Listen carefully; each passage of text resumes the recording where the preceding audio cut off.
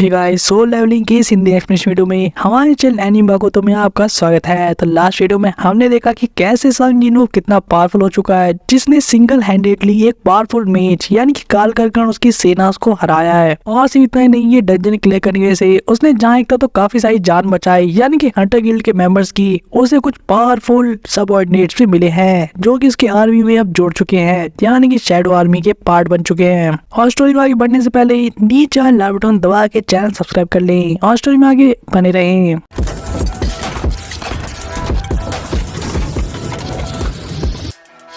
Episode के start में हम देखते हैं एसोसिएशन बिल्डिंग सामने काफी बड़ी भीड़ लगी होती है, जहाँ पे गाड़ी आके रुकती है और उसमें से निकलते हैं दो प्रेसिडेंट, जहाँ पे मीडिया वालों को नोटिस कर लेते कि कोई और नहीं बल्कि बेक और चोई थे, यानी कि दो सबसे बड़े गिल्ड के मास्टर्स। मीडिया वाले अब इनसे क्वेश्चन करने लगते हैं घेर कर, क्या ये लोग ली मिन सेंग को रिक्रूट करने के लिए आए हैं। जहाँ बेक तो इसे जानता ही नहीं था तो मना कर देता है। हम देखते चोई को, चोई ने बताता है क्या ये एंटरटेनमेंट इंडस्ट्री वाला बंदा है, जहाँ उसका मानना था या उनके इन्फॉर्मेशन के अकॉर्डिंग इस बंदे ने पहले से फील्ड के साथ एक साइन कर लिया है कॉन्ट्रैक्ट को, तो वो यहाँ पे किसी और काम से आया है। जहाँ पे ये चीज काफी हताश करती है उन सभी मीडिया वालों को, क्योंकि उन्हें कोई स्पाइसी न्यूज चाहिए थी। दीदे करके लोग चले जाते हैं। हम देखते हैं इन दोनों के बीच में डिस्कशन होते हुए, यानी कि बेक और चोई के बीच में। जो बेक कहता है कि मैंने सुना है कि तुम्हें काफी ज्यादा परेशानी हुई है पिछले कुछ दिनों में, जब एक ए रैंक डंजन एक एस रैंक का बन गया। जहाँ चोई बिल्डिंग की तरफ आगे बढ़ते हुए हंसते कहता है कि उतना तो नहीं जितना की व्हाइट गिल्ड के ए रुकीज के साथ हुआ था, यानी कि रेड गेट में जो लोग मारे गए थे वो सभी व्हाइट टायर गिल्ड से बिलोंग करते थे। जब बेक भी मजाक कराते कहता है कि मैंने सुना तुम तो बस हमारी मदद मांगने ही वाले थे। जहाँ पे चोई बार मार देता है कि मैंने उस लेवल तक बात को पहुंचने नहीं दिया। जब चोई कह रहा था कि इसीलिए मुझे उसे रिपे करने के लिए उसे ग्रैंड वेलकम देना चाहिए,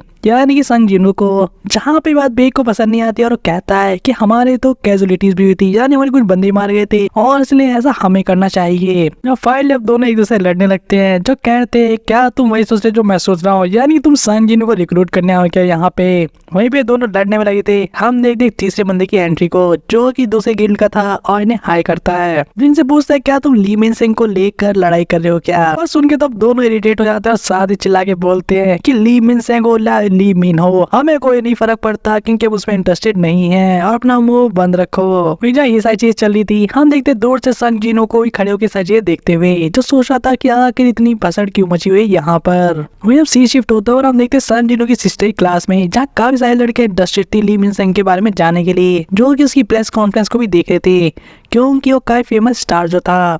जहाँ उसके बारे में काफी सारे रूमर्स भी चलते हैं कि कैसे उसकी काफी सारी अफेयर्स थे उसकी वर्क कलीग्स के साथ। वहीं पे दूसरी तरफ हम देखते ली मिन सिंह को, जो कि प्रेस कॉन्फ्रेंस कर रहा था, काफी सारे कैमरास के सामने लगे हुए थे।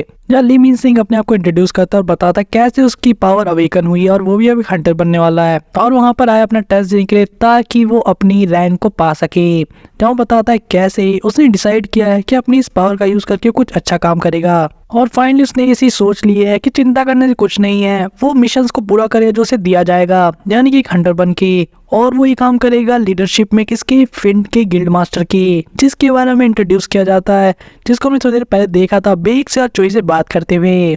का नाम था लिम टाओ ग्यो। ये अनाउंसमेंट काफी ज्यादा शोर मचा देती है मीडिया वाले के बीच में। मीडिया वाले पूछ रहे थे कि अभी तो तुम्हारी रैंक भी नहीं है, लेकिन तुमने पहले से अपना माइंड कैसे बना लिया। जहां हम देखते हैं बंदा अपने मन के अंदर सोचा था कि कैसे इसको पता है किसकी ये रैंक है, जो इसने पहले टेस्ट करवा लिया है। और ये जो कॉन्ट्रैक्ट होगा हंटर गिल्ड के साथ, यानी कि फिन ग्रुप के साथ, वो 2 साल का ही रहेगा। और वो भी ऐसा इसलिए कर रहा है ताकि जो उसने स्कैंडल और कांड किए हैं इंडस्ट्री में, यानी कि एंटरटेनमेंट इंडस्ट्री में, वो सब चीजें लोग भूल जाए। ली मिन सिंह एक्टिंग करते हुए सभी सामने अच्छा होता कहता है कि चाहे मेरी रैंक कुछ भी हो, लेकिन मैं फिर भी मैजिक बीस्ट से फाइट करूंगा अपनी जान को दाव पे लगा के। जहाँ तभी उसका ध्यान जाता है एक बंदे पे, जो कि उसका गार्ड रोक रहा था आने से उसकी तरफ, और एक कोई आने वाली सन जिनवू था। जब उसका गार्ड कह रहा था कि कैसे तुम वहाँ जाने की कोशिश कर रहे हो जब तुम्हें पता है वहाँ पे प्रेस कॉन्फ्रेंस चल रही है और तुम कैमरे के बीच में आ जाओगे, लेकिन सन जिनवू का कहना था कि मुझे उस डायरेक्शन में जाना, मेरा काम है वहाँ पे जाना। चाहे गार्ड अभी भी सन जिनवू को जाने से रोक रहा था, दूसरे बहाने बनाते हुए हम देखते पीछे से किसी को आते हुए, जिसका कहना था कि अगर तुम ऐसे रास्ते को रोक दोगे तो मेरे लिए काफी इनकन्वीनियंट हो जाएगा। और ये कोई और नहीं बल्कि एसोसिएशन के चेयरमैन खुद थे, यानी कि पार गोइन, जिसका कहना था कि ये जो जेंटलमैन है ये मेरे गेस्ट हैं तो इन्हें आने दो। जहाँ एक तरफ तो यहाँ पे जो चेयरमैन है वो डांटते हुए ली मिन सिंह को कहते मैंने तुम्हें कहा था ना कि यहाँ पे प्रेस कॉन्फ्रेंस मत करना। जहाँ ली मिन सिंह चाह के भी अब कुछ नहीं कर पाता। हम देखते चेयरमैन को काफी इज्जत के साथ संग जिनू को अंदर ले जाते हुए, जो बात इसे तो बिल्कुल पसंद नहीं आती क्योंकि ली मिन सेंग का जो इवेंट था वो खराब हो चुका था संग जिनू की वजह से। जहाँ मीडिया वालों के सामने अच्छा उन्हें कहता है कि मैं आप लोगों से बाद में बात करता हूँ, मुझे अभी चेक करने के लिए जाना है अपने रैंक को। जहाँ वो जानना चाहता था कि आखिर बंदा कौन है, यार की संग जिनू। इसको लेने के लिए कुछ चेयरमैन आए हैं यहाँ पर, लेकिन जो चीफ वो है वो गेट पे ली मिन सेंग को रोक देते कह के जो दूसरे लोग हैं उनकी रैंक को असेस किया जा रहा है तो आप अंदर नहीं जा सकते। इस बात को सुनकर ली मिन सेंग धीरे से उसके कान के पास कहता है, तुम जानते भी हो कि मतलब मैं कौन हूँ, अगर मैंने एक शब्द भी बोला तो तुम अपनी जॉब को भी खो सकते हो। जिसके जवाब में चीफ वो अपनी आंखें दिखाते से कहते हैं कि मुझे नहीं पता तुम कौन हो, लेकिन तुम यहाँ पे कोई ड्रामा करने की कोशिश कर रहे हो तो तुम्हारे लिए अच्छा तो नहीं होने वाला। वही अंदर हम देखते हैं कि बेक और चोई दोनों सामने खड़े थे सर झुका के प्रेसिडेंट के सामने, यानी कि एसोसिएशन के चीफ के सामने। और यहाँ पे चीफ पार्क कहते हैं कि कैसे ये लोग तुम्हारा वेट कर रहे हैं तुम्हारी पावर को देखने के लिए, क्योंकि 2 साल बाद कोई एसरे हंटर बनने वाला है। वही हम रूम में जाते हुए देखते एक पर्सन यहाँ संग जिनू से पूछता है कि भला आप क्या कर सकते हैं, आपकी एबिलिटी क्या है। जहाँ जीन वू अपने शैडो आर्मी से एक पर्सन को समन करता है, जहाँ ये पर्सन यानी जो उसे एसोसिएट कर रहा था वो ये देखकर कहता है क्या तुम समनिंग मैजिक को यूज कर सकते हो। लेकिन तभी प्रेसिडेंट पार्क इन्हें बीच में रोक देते हैं और संग जिनू से कहते हैं कि मैंने वो रिपोर्ट पढ़ी है जो कि चीफ वू ने मुझे सबमिट की थी, यानी कि उस डंजन के बारे में जहाँ उसने फाइट की है, यानी लास्ट एपिसोड के बारे में। वो कहते मुझे पता है तुम इसे कई ज्यादा कर सकते हो। और जिनू के पास जब कोई चार नहीं था अपनी पावर को दिखाने के अलावा, क्योंकि सब लोग को तो ये बात पता ही है जो भी डंजन में मौजूद था। और हम देखते उसे बाकी को भी समन करते हुए, यानी कि पूरी शैडो आर्मी को, जहाँ पे जीन वो रिवील करता है कि वो ऐसे 100 या उससे भी ज्यादा को समन कर सकता है एक बार में। जो सुनकर तो सभी लोग काफी ज्यादा शॉक और सरप्राइज थे, खासकर बेक और चोई। यहाँ पर चोई तो ये भी फील करता है कि उसकी मैजिकल पावर से भी ज्यादा मैजिकल पावर है इन शैडो आर्मी के बीच में। और बेक का भी मानना था कि जीन उससे भी ज्यादा पावरफुल है इस पॉइंट पर। जहाँ थोड़ी देर बाद हमें दिखा जाता है कैसे जो अप्रेजल प्रोसेस पूरा कम्प्लीट हो गया और जीन को फाइनली उसका नया हंटर लाइसेंस मिल जाता है, जहाँ पे वो एस रैंक हंटर ऑफिशियली बन चुका था। जीन वो अभी इस लाइसेंस को देख के सोचा था कि कैसे अब वो सारे आइटम को बेचकर पैसा कमा सकता है और उससे वो आइटम्स खरीद सकता है, जिसके यूज करके वो डीमन कासल को फाइनली कॉन्कर करेगा, अपनी मदर को ठीक करेगा। वहीं भी इसी बीच में प्रेसिडेंट उसको टोक देते हैं, ना कहते हैं कि तुम ऑफिशियली एस रैंक हंटर बन चुके हो। जो उन्हें काफी उम्मीद है जीनू से कि वो आखिर क्या क्या अचीव करने वाला फ्यूचर में। जहाँ इसके बाद हम देखते जीनू को वहाँ से बाहर जाते हुए, उसके सामने हम देखते बेक और चोई खड़े हुए, जहाँ चोई उसे बधाई दे रहा था एस रैंक बनने के लिए। हमें बेक सीधे काम की बात करता है कि हम तुझसे कुछ डिस्कस करना चाहते हैं, लेकिन जीनू ने साफ मना कर देता है कहते हुए कि अभी कुछ और इंपॉर्टेंट काम है जो उसे करने हैं। जहाँ पे चोई उसे रोकने की कोशिश भी करता है, हम देखते गेट खोल के उसे बाहर आते हुए, यानी कि संग जिनू को। हम देखते काफी सारे फ्लैशेस को एक साथ होते हुए, यानी कि फोटो फ्लैशेस को। बहुत सारे लोग उसकी फोटोज ले रहे थे और दूसरी पल उसके सिस्टर उसकी फ्रेंड को उसकी क्लास में काफी सरप्राइज होते हुए देखते हैं, जहाँ इसकी फ्रेंड बताती कि कैसे उसका ब्रदर यानी कि जीन वो टीवी पर है। उन्हें विश्वास नहीं होता कि जीनू एक एस रैंक हंटर बन चुका है। जहाँ पूरी दुनिया को बात पता लगी थी, हम देखते माइंड वर्कर को, यानी कि जिन्होंने जीनू के साथ टीम में काम किया था, उन तक भी न्यूज पहुंच गई थी। जहाँ वो पर्सन था जो कह रहा था मुझे पता था ये लड़के जरूर कुछ गड़बड़ किया होगा, इसने पक्का किसी का मर्डर किया है। जहाँ वो भी न्यूज को देखने की कोशिश कर रहा था, लेकिन जब ये न्यूज पढ़ता है कि ये बंदा 10th एस रैंक हंटर बन चुका है, यानी कि अपना संग जिनवू, जो कि इसकी कंट्री की हिस्ट्री का काफी बड़ा मोमेंट है, तो इसकी चीख ही निकल जाती है। जब हम जिनवू काफी अच्छे दोस्तों को भी देखते हैं, यानी कि वो पार्टनर्स जो कि उसे सबसे पहले मिले थे डबल डंजन में। इसके साथ ही हम देखते हैं यहाँ पे चाइन को भी, जो कि न्यूज पे सब चीजें देख रहे थे और काफी खुश थे संग जिनू के लिए। जब सारे मीडिया वाले संग जिनू के सामने भाग रहे थे उसका इंटरव्यू लेने के लिए, हम देखते ली मिन सेंग को काफी बेबस, जो कि चाह के भी उन्हें नहीं रोक पा रहा था, यानी कि मीडिया वालों को, क्योंकि उसकी प्रेस कॉन्फ्रेंस के तो लग गए थे। वहीं अब सीन शिफ्ट होता है और हम देखते हैं यो जिनहू को भी, जो कि अपने फादर के सामने बैठा था, उनसे माफी मांगता कि कैसे वो संग जिनू को नहीं मना पाया अपने गिल्ड को ज्वाइन करने के लिए।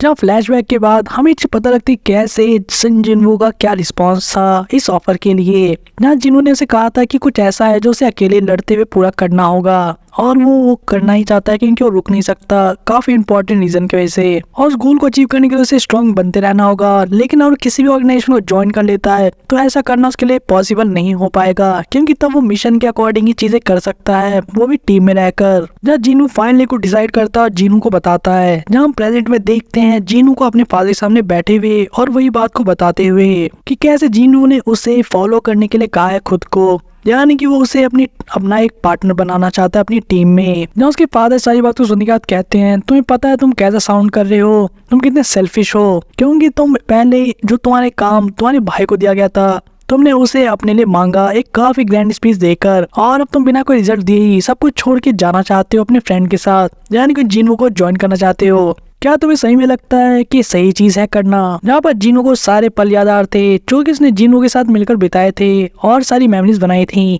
जहाँ वो फाइनली डिसाइड करके अपने फादर से माफी मांगते कहता है कि चाहे कुछ भी हो मुझे जिन्हों के साथ तो जाना ही होगा। जब जिन्हों के फादर अपना फाइनल डिसीजन सुनाने वाले थे, सीन शिफ्ट हो जाता है और हम देखते हैं यहाँ पे संग जिनवू को मीडिया वालों के सामने, जहाँ पे एसोसिएशन के लोग रोकना तो चाहते थे मीडिया वालों को ताकि परेशान ना करे जिनवू को, लेकिन बेक कहता है कि इनके साथ डील करना काफी थकावट का काम है, चलो मैं तुम्हें तुम्हारे घर पहुंचा देता हूँ। लेकिन जिनवू उसका हाथ अपने कंधे से हटाते कहता है कि तुम्हें परेशान होने की जरूरत नहीं है, मैं समझ लूंगा, और वो यहाँ से तुरंत ही गायब हो जाता है, जो चीज दोनों को काफी सरप्राइज करती है, यानी कि जितने लोग वहाँ प्रेजेंट थे, लेकिन पर्टिकुलरली चोई को, क्योंकि वो एसेस कर लेता है कि ऐसे तो जिनू फिजिकली इतना पावरफुल तो है ही, लेकिन वो फिर भी समन मैजिक भी यूज कर सकता है सेम टाइम पे। लेकिन जब चोई अब बेक के चेहरे को देखता है वो काफी सरप्राइज हो जाता है, क्योंकि बेक हिल चुका था अंदर तक, क्योंकि अपनी पावर्स का यूज कर रहा था अपनी मैजिकल आंखों का भी, लेकिन तब भी वो कीप अप नहीं कर पाया था स्पीड के साथ जिससे जिनू वहां से एस्केप किया था। और से ये बात समझ में आ गई थी जब वो लास्ट टाइम मिला था, यानी कि रेड गेट के सामने, उससे ज्यादा पावरफुल हो चुका है जिनू इस टाइम पर। लेकिन ये कैसे पॉसिबल है, क्योंकि लोगों की पावर तो एक स्टेज पे आके रुक जाती है। वहीं दूसरी तरफ जिनू अपने घर की तरफ बढ़ गया था ये सोचते हुए कि उसे बस इक्विपमेंट की जरूरत है, उसके बाद वो डीमन कासल को कॉन्कर कर सकता है। जहाँ देखते जिनू सीधे हंटर ऑक्शन वाली जगह पे आ गया था, जहाँ पे वहाँ पे जो आदमी प्रेजेंट था वो कहता है कि मुझे पता था कि आप आने वाले हैं सर जिनवू, आपको क्या चाहिए बताइए। जहाँ पे हम काफी सारे आइटम्स को देखते हैं, जिनू अपनी प्रेफरेंस बताता है, उसे कोई ऐसी चीज चाहिए जो डंजन की आग से यानी मैजिकल फायर से उसे बचा सके। जहाँ उसे कुछ इक्विपमेंट भी दिखाता है जैसे कि नीड थी संग जिनू को, यानी कि उस गर्माहट से बचाने के लिए जो कि डंजन के अंदर होती है, जो कि एक क्लॉक था और एक रिंग थी जो कि किसी कपड़े के भी ऊपर से पहने जा सकता था। जहाँ पे जिनू को ये चीज काफी पसंद आती है। जहाँ सेल्समैन कहता है कि वैसे ये चीजें काफी अफोर्डेबल है तो आपको जल्दी ले लेना चाहिए। जहाँ जब ये प्राइस संग जिनू देखता है तो उसके चेहरे से तो हवाई उड़ जाती है, क्योंकि काफी महंगा था, और वो यहाँ पे रिक्वेस्ट भी करता है क्या उसको थोड़ा सा कम कर सकते हो, यानी कि प्राइस को थोड़ा सा कम किया जा सकता है क्या। लेकिन सेल्समैन कहता है कि सॉरी हमारे स्टोर में सारे प्राइस फिक्स्ड हैं। लेकिन साथ ही वो एक ऑफर भी देता है कि अगर आप जो ग्लास है यानी कि आइटम्स को बचाने के लिए जो ग्लास बनाया गया है, अगर आप उसको ब्रेक कर देते हैं तो आपको वो आइटम फ्री में दे देंगे। तो जिन को ऑफर काफी पसंद आता है, वो ग्लास को देखने लगता है। वहीं पे सेल्समैन बता रहा था कि कैसे ये शीशा काफी पावरफुल है, इसके अंदर मैजिक डाला गया है और एक एयर हैंडल भी इसको नहीं तोड़ सकता। जब हम जिन को देखते हैं अपनी पावर का यूज करते हुए, जहाँ एक पंच बना लेता है इसे तोड़ने के लिए, लेकिन सेल्समैन उसे रोक देता है एंड मोमेंट पे ये कहते हुए कि सॉरी अगर आप थोड़ा सा भी ऐसा करने की कोशिश करोगे और ग्लास नहीं टूटता है तो भी एक अलार्म जो है वो ट्रिगर हो जाएगा। जैसे इसमें तो माफी मांगता है कि मैंने मजाक को बहुत दूर तक लेके चला गया। जहां हम देखते हैं हम जिनू को शॉर्ट्स की मांग करते हुए, तो एक दूसरा सेल्समैन कहता है कि जो शॉर्ट्स हैं और जो वेपन्स हैं उसका काम मेरा है, तो चलिए मैं आपको दिखाता हूँ। जब जिनू वहां से चला जाता है, ये पहला सेल्समैन नोटिस करता है कि जहाँ पे जिनू ने टच भी नहीं किया था, लेकिन वो शीशा अपने आप ही ब्रेक करने लग गया था, यानी कि उसके अंदर क्रैक आ गया था। और सेल्समैन को लगा कहीं ऐसा तो नहीं। वहीं दूसरी तरफ जिनू कुछ अलग तरह के डैगर्स को देख रहा था, जहाँ इसकी प्राइस के बारे में पूछता है, जो कि काफी महंगा था, लेकिन उसकी जो पावर स्ट्रेंथ थी वो एक डैगर जो उसका पहले से था उसके लगभग ही था। जहाँ वो इस चीज को कंफर्म करने के लिए अपने डैगर को भी निकालता है और सेल्समैन को दिखाता पूछता है कि आखिर इसकी क्या कीमत होगी। जहाँ पे सेल्समैन इस स्वॉर्ड को देखकर कहता है कि तो काफी कमाल की चीज है, ऐसा लगता है किसी मास्टर क्राफ्ट्समैन ने इसे बनाया है और कैसे इसकी जो वर्थ होगी वो मिलियंस में होगी। वहीं पे जिनू सोच जाता है कि तो एक मामूली सा डैगर है जो कि मैंने सिस्टम के शॉप से खरीदा है। यहाँ पे जिनू का कहना था कि उसने सिर्फ 2.8 मिलियन गोल्ड का यूज करके इसे शॉप में से खरीदा था, लेकिन रियल वर्ल्ड में तो 100 और मिलियंस के बराबर है। जहाँ पे जो चीजें सस्ते में शॉप में मिली थी और रियल वर्ल्ड में काफी महंगी थी। तो जिनू को अब रियलाइज हो गया था कि वो इसका भी यूज कर सकता है और अब उसे वो स्पेशल आइटम यानी कि वो मैजिकल और बेचने की जरूरत नहीं है जो किसी की मैजिकल पावर को डबल कर देता है। और वो अब सेल्समैन से पूछता है क्या मैं रेस्ट रूम जा सकता हूँ। वही हम सीन शिफ्ट होता है, हम देखते हैं व्हाइट टाइगर गिल्ड के एसोसिएशन के बिल्डिंग को, जहाँ पे बेग अकेला बैठ के सोच रहा था उन इवेंट्स को जो कि सुबह में हुए थे। यानी कि जीनू कैसे वहाँ से गायब हुआ था और उसकी पावर के साथ कीप अप नहीं कर पाया था बेक। जहाँ उसे लग रहा था कि जब उससे पहली बार मिला था तब उस टाइम पे उसकी दूसरी अवेकनिंग भी हो चुकी थी, लेकिन फिर भी उस मोमेंट और इस मोमेंट के बीच में ज्यादा टाइम नहीं बीता और वो इतना ज्यादा पावरफुल हो चुका है। लेकिन ये कैसे पॉसिबल हो सकता है? लेकिन इसका बस एक ही कंक्लूजन बेक को समझ में आया था कि शायद वो एक ऐसा हंटर है जो कि री अवेक नहीं हुआ, बल्कि वो कंटिन्यूसली स्ट्रॉन्ग हो सकता है टाइम के साथ ग्रो करके। हम देखते हैं अगली सुबह जीनू की सिस्टर को जो कि खिड़की से बाहर जाके देख रही थी चुपके से। यहाँ पे अब कोई नहीं था और फाइनली गहरी सांस भरते कहती है कि मैं फाइनली स्कूल जा सकती हूँ। वहीं पे जीनू पीछे से आता है और कहता है शायद एसोसिएशन वालों ने हमारी मदद की होगी उस भीड़ से छुटकारा पाने में, यानी कि मीडिया वालों से। जब जीनू की सिस्टर काफी गुस्सा करते हुए कहती है कि तुम्हें टीवी पे रहना है तो रहो, लेकिन मुझे उसमें इन्वॉल्व मत करो। जीनू को धीरे से कहना था कि भले इसमें मैं क्या कर सकता हूँ। जहाँ उसे ये बताता है कि वो पिछले एक हफ्ते के लिए अब कल से गायब होने वाला है, यानी कि वो कहीं जाने वाला है एक हफ्ते के लिए ट्रिप पर। जो उसकी सिस्टर काफी सरप्राइज होती है बात सुन के, क्योंकि वो पहले भी जा चुका था कुछ टाइम के लिए जब वो डिमन कासल में था और वो वापस से जाने वाला है। वहीं भी इसी टाइम पे बेल काफी बार बज रही थी उनके घर की, जहाँ पे जीन वो गुस्से में गेट खोलते कहते हुए कि बस बहुत हुआ।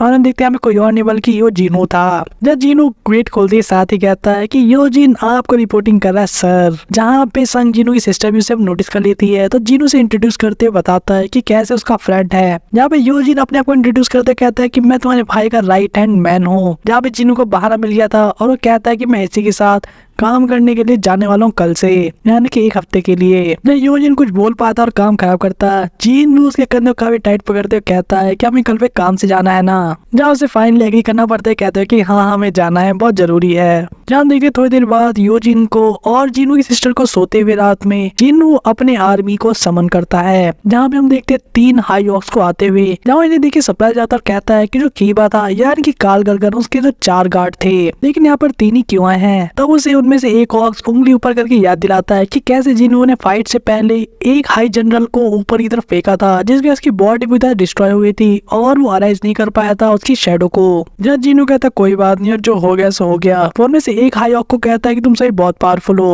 वो उनमें से एक को 2 शैडो शोल्डर देने वाला था ताकि उसके सिस्टर को प्रोटेक्ट कर सके। जो अगले पल वो जो हाई ऑक था वो सीधे उसके सिस्टर की शैडो में जाके छुप जाता है। वहीं जीनू अपने घर की छत पे बैठा हुआ अपने सोल्जर्स से कहता है कि जाओ और पूरे रास्तों को पेट्रोल करो, यानी कि पूरे रास्तों पे चक्कर लगाओ और देखो कहीं कुछ क्राइम तो नहीं हो रहा। जहाँ पे वो सोच रहा था कि यही है कंट्रीब्यूशन सोसाइटी की तरफ मेरा।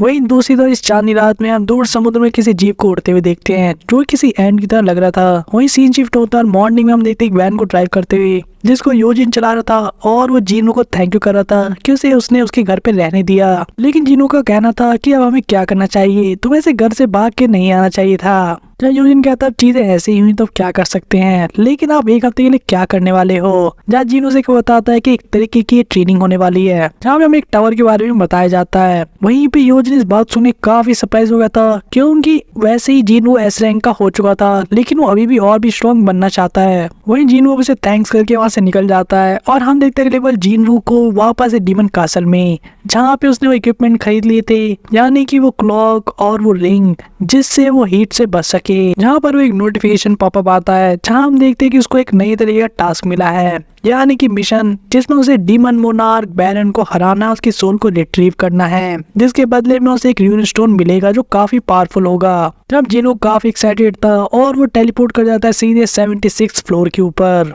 वहीं दूसरे हम देखते हैं यूजिन के पेरेंट्स को, जहाँ उसकी मदर कहती है कि हमारा बेटा घर छोड़ के चला जाएगा, ऐसा तो मैंने कभी सोचा ही नहीं था। जहाँ उसके फादर कहते हैं कि हमने उसे पाल पोस के बड़ा किया है और उसने डिसीजन लिया था को सोच समझ के लिया होगा। जब अपनी बात को कंटिन्यू कर रहे होते हैं तभी वो बेहोश हो जाते हैं।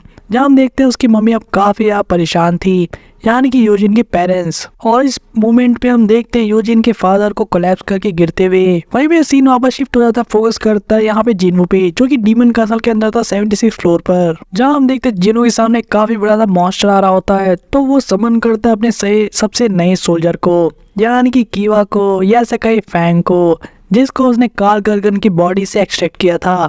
और इसकी मैजिक पावर इतनी खतरनाक थी और वो और यूज करते हुए जो 200% कर देती है मैजिकल पावर अटैक को। वहाँ पे काफी बड़े लेवल का डिस्ट्रक्शन होता है, जो कि सोच में डाल देता है एक पल के लिए जीनू को भी, कि उसे ये चीजें सोच समझ के करनी होगी आगे। जहाँ दूसरी तरफ हम देखते हैं यूजिन के फादर को हॉस्पिटल में, जो कि अब जा चुके थे, और नहीं पता लगता है कि कैसे उनका बेटा उनसे मिलने के लिए आया है, क्योंकि उस तक ये इन्फॉर्मेशन पहुंचा दी गई थी उसकी मदर के द्वारा। यहाँ पे यूजिन के फादर के साथ हमें भी चीज पता लगती है कि उन्हें इटर्नल स्लम्बर की बीमारी हो गई है, यानी कि वही सेम डिजीज जो कि जिनवू की मदर को हुई थी, जिसमें आदमी को काफी ज्यादा नींद आती है और एक टाइम के बाद हमेशा के लिए परमानेंटली कोमा में चला जाता है और उसकी बॉडी काफी ज्यादा कमजोर हो जाती है। जब इसके फादर पूछते हैं कि आखिर मुझे ये डिसीज क्यों हुई, जब डॉक्टर बताते हैं इसका सिर्फ एक ही रीजन है, ऐसे लोग जिनके पास काफी लो मैजिकल पावर होगी या फिर जो मैजिकल पावर को सहन नहीं कर सकते, ऐसी क्षमता लोग अगर लंबे समय तक किसी ऐसे पर्सन के कांटेक्ट में नहीं जो कि मैजिकल पावर कंटेन करता है, तो उस केस में उन्हें इटर्नल स्लम्बर हो जाता है। जहाँ पे डॉक्टर पूछते हैं कि आपके फैमिली और फ्रेंड में कोई ऐसा पर्सन एग्जिस्ट करता है क्या। इस बात सुनने काफी सैड तो होते हैं, लेकिन वो डॉक्टर ये चीज बताते हैं कि कैसे उनका जो बेटा है वो एक हंटर है। डॉक्टर ने दिलासा देने के लिए कहते हैं कि एक सबसे प्रोबेबल रीजन है, लेकिन हम श्योर नहीं कि ऐसा ही होता है, और वहां से चले जाते हैं। जहाँ पे यूजिन के फादर सोचे पड़ जाते हैं कि पूरी दुनिया जहाँ पे मैजिकल बीस्ट मैजिकल पावर से भरी पड़ी है, मेरे अंदर मैजिक पावर को सहन करने की क्षमता नहीं है। तो इसका सिर्फ एक ही मतलब हो सकता है कि जो वर्ल्ड है इसे रिजेक्ट कर देता है इसके जैसे कमजोर इंसान को, यानी कि उन्हें एलिमिनेट कर देना चाहता है एक तरीके से। ये जादू वाली दुनिया ऐसे लोगों को एक्सेप्ट करने के लिए रेडी नहीं है। वही अब सीन शिफ्ट होता है और हम काफी खुशनुमा एक जगह को देखते हैं जहाँ दूर के आइलैंड पे हम दो हंटर्स को काफी अच्छे से डिस्कशन करते हुए आगे बढ़ते हुए देखते हैं, जिनके सामने काफी मिस्टीरियस सा फिगर होता है। इसे उन्होंने पहली बार देखा था और सरप्राइज जाते हैं आखिर ये क्या चीज है। यहाँ क्लोज से देखने पर हमें पता लगता है कि एक एंट है जो कि काफी मॉन्स्टर्स लेवल की थी। वही दूसरी तरफ अपना जिन वो भी फाइट करने वाला था डिमन कासल पे, जहाँ पे उसने अपनी स्ट्रेटजी को पहली बार चेंज किया था जब उसने अपने सोल्जर्स को 6 अलग अलग टुकड़ों में बांटा था और सबको अलग अलग ऑर्डर्स दिए थे। इनमें से मेनली 2 सबसे बड़े ऑर्डर थे, जिनमें से पहला ऑर्डर ये था कि उन्हें जितने विजिबल एनिमी दिखते हैं उन्हें खुद ही अपनी पावर का यूज करके उन्हें खत्म करना होगा, और साथ ही जैसे ही उन्हें वो एरिया मिल जाएगा यानी कि परमिट दूसरे लेवल पे जाने का, तो इन्फॉर्म करेंगे सीधे जिनवू को। जब यही पता लगता है कैसे इसकी स्ट्रेटजी की वजह से वो काफी जल्दी आगे की तरफ बढ़ रहा है और उसे परमिट्स तो काफी जल्दी मिल जाते हैं, बाकी आइटम्स का पता नहीं, लेकिन वो अभी करेंटली 80th फ्लोर पे पहुंच चुका है। लेकिन इस फ्लोर पे उसको 2 दिन हो चुके हैं, लेकिन वो अभी भी चीजों को सक्सेसफुल तरीके से पूरा नहीं कर पाया। आखिर यहाँ पे क्या प्रॉब्लम आ रही है, और तभी वो नोटिस करता अपनी माना पावर को कम होते हुए काफी जल्दी से, और इसका सिर्फ एक ही मतलब है, कोई इसके सोल्जर्स को लगातार डिस्ट्रॉय करता जा रहा है। जहाँ नोटिस करता है ये हाई ऑक्स की टीम है जिसको कोई लगातार खत्म करते जा रहा है, जिसकी वजह से इसकी माना पावर भी खत्म होती है उन्हें रीजनरेट करने की वजह से। जिनों को मानना था कि यहाँ पे कोई ऐसा डीमन नहीं होना चाहिए जो कि हाई ऑक्स को हरा सके, और इसलिए अपनी टीम को वापस बुला लेता है ताकि वो इन्वेस्टिगेट कर सके आखिर चक्कर क्या है यहाँ पर। जब वो चीजों को इन्वेस्टिगेट करता है उसे समझ में आता है कैसे टीम ए अटैक करने के बाद टीम बी के ऊपर लगातार अटैक हुआ था, लेकिन उसे ये चीज समझ में नहीं आई थी क्योंकि वो दोनों के बीच में डिस्टेंस काफी ज्यादा था, जबकि जो पास वाले सोल्जर्स की टीम थी उनके ऊपर अटैक होना चाहिए था जनरली, लेकिन ऐसा नहीं हुआ। और इसका सिर्फ एक ही मतलब है कि जो अपोनेंट है इसका, उसके पास ये दिमाग है कि वो चूज कर सकता है अपने दुश्मनों को हराने के लिए, यानी कि उन्हीं के ऊपर अटैक करता है जिस टीम को इसका दुश्मन यानी संजिनू का प्रॉब्लम उन्हें हरा सकता है। तो जिनों को पता था कि अब नेक्स्ट टारगेट कौन सी टीम होने वाली है, जहां हम दूसरी तरफ देखते हैं 3 अलग अलग वॉरियर्स को जो कि डीमन वॉरियर्स जरा सामने खड़े थे टस्क के, यानी कि उस आइस बियर के शैडो के सामने, जहाँ पे डीमन सोल्जर काफी खतरनाक थे। उनमें से कुछ तो नाइट भी थे जो कि टस्क को काफी आराम से खत्म कर देते हैं। वहीं पे जीन वो छुप के सारी चीज देख रहा था और वो समझ जाता है इनके स्किल्स को देखकर कि जिस लेवल के ये हैं इनके सामने कोई भी सोल्जर तो नहीं टिक सकता। तो जीनो डायरेक्ट इनसे फाइट में इन्वॉल्व हो जाता है, जहाँ हम देखते काफी खतरनाक अटैक्स को करते हुए, लेकिन जीनो बिना उन्हें कुछ किए ही डॉज कर लेता है काफी आराम से, और अगले पल अपने डैर को निकाल के वो बाकी 2 को भी धराशायी कर देता है एक ही पल में। जहाँ वो कहता है कि बहुत टाइम से क्यूरियस था देखने के लिए, जहाँ पे वो ये जानना चाहता था क्या डीमन फियर को फील कर सकते हैं, मतलब डर को महसूस कर सकते हैं नहीं। जहाँ नोटिफिकेशन पॉपअप में उसका काफी लेवल अप हो गया था क्योंकि उसने डीमन नाइट को हराया था। हम देखते जो फाइनल डीमन नाइट था वो डर के पीछे हट रहा था जीनू को देखकर। जहाँ जीनू की आंखें अब काफी डेंजरस हो गई थी, वो कह रहा था कि उन्हें फाइनली अपना क्वेश्चन का आंसर मिल गया। इसी क्लिफ हैंगर के साथ ही आज के एपिसोड के एक्सप्लेनेशन वीडियो को भी यही ओवर करते हैं, लेकिन आपको आने वाले एपिसोड में कुछ काफी चीजें जानने को मिलेंगी कि आखिर डीमन नाइट में ऐसा क्या अलग है और ये कैसे स्ट्रेटेजिकली अपने अपोनेंट्स को चूज कर रहा था अभी तक, और जीनू काफी डिले कर रहा था उसके मिशन को कंप्लीट करने में। सिर्फ इतना ही नहीं, क्या जीनू इसका अंत कर देगा या आपको आपको कुछ अलग ही सरप्राइज चीज देखने को मिलेगी इस डीमन के फेस रिवील के साथ। वहीं दूसरी तरफ वो एंट क्या कर रही है, जो कि उड़ के एक अजीब से आइलैंड पे आ गई है 2 हंटर के सामने। और आखिर जेजू आइलैंड आग भी शुरू होने वाला है या नहीं, और इस सीजन में कवर हो गया नहीं, सभी जो के आंसर मिलेंगे आपको हमारे चैनल पर। और आपको बने रहना है हमारे चैनल पे, तो मेक श्योर कि आप चैनल को सब्सक्राइब कर ले। और आपको वीडियो पसंद आई हो और एक्सप्लेनेशन अच्छी लगी हो तो वीडियो पर लाइक भी कर दें, चैनल को ज्यादा शेयर करें और हमें कमेंट करके सजेस्ट करें आपको और कौन सी वीडियोस देखनी है और कौन सी टॉपिक से ऊपर वीडियो देखना पसंद करें हमारे चैनल पे। तब तक के लिए बाय गाइस।